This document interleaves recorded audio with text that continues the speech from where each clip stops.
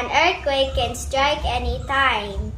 Do not panic. It is important to know how to react immediately.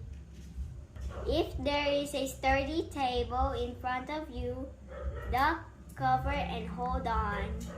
If there is no sturdy table, go to a safer place. Drop to the ground and cover your head and neck. Hold on to that position. Wait till the shaking stops and evacuate to a safer place. If there is no sturdy table or a safe place, get a book, put it on your head and neck. This is the most important step. Pray to God to stop the earthquake.